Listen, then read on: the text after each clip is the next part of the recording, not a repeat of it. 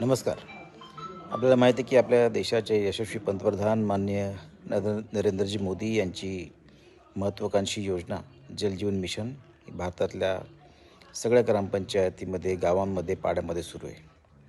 पालघर जिल्ह्यामध्ये सुद्धा 562 पैकी 133 योजना ह्या पूर्णत्वाच्या मार्गावर आहेत आणि महाराष्ट्र जीवन प्राधिकरणाची एक योजना ही पूर्णत्वाच्या मार्गावर आहे. बऱ्याचशा योजना रखडलेल्या आहेत, निधीची कमतरता आहे आणि निधी मिळावा या महत्त्वाच्या मागणीसाठी मी माननीय जलशक्ती मंत्री CR पाटील यांना भेटलो.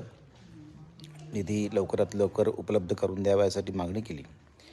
त्यासोबतच पालघर जिल्ह्यातले अनेक गावं, पाडे हे जे इन्क्लूड केलेले नाहीत त्या योजनेमध्ये ते इन्क्लूड करावेत. आणि सर्वात महत्त्वाची गोष्ट आहे की जे पावसाचं पाणी आपल्या नद्यांमध्ये येतं आणि वाहून जातं, कुठेही अडवणुकीचं साधन नाही आणि त्यामुळे चेक डॅम हे वरच्यावर बांधले गेले पाहिजेत आणि ते सरफेस वॉटर सगळीकडे उपलब्ध झालं पाहिजे.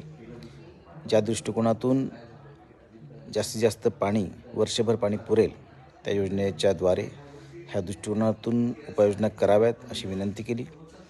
त्यासोबतच अनेक तक्रारी ह्या माझ्याकडे प्राप्त झाल्या होत्या. त्यामध्ये बऱ्याच ठिकाणी विहिरी अशा ठिकाणी बांधल्या जिथे पाण्याची कमतरता आहे. पाईपलाईन ही इनफ जमिनीमध्ये नियमानुसार बांधली गेलेली नाही किंवा टाकली गेलेली नाही. मोखाड्यामधल्या बऱ्याच तक्रारी आहेत की रोडच्या साईडलाच टाकल्या गेल्यामुळे फ्युचर एक्सपान्शनसाठी त्या प्रॉब्लेमॅटिक असणार आहेत. काही ठिकाणी ॲल्युमिनियमची टाकी ही बांधली गेलेली आहे आणि त्यामुळे अशा अनेक तक्रारी ह्या माझ्याकडे आल्या होत्या. ह्या दृष्टिकोनातून मी माननीय जलशक्ती मंत्री CR पाटील यांची भेट दिली आणि त्यांनी लागलीच सर्व अधिकाऱ्यांना याच्याबद्दल उपाययोजना करण्याच्या सूचना दिलेल्या आहेत आणि तक्रारींवर सुद्धा त्या निवारण करण्यासाठी त्या दूर करण्यासाठी संबंधित अधिकाऱ्यांना सूचना दिलेल्या आहेत.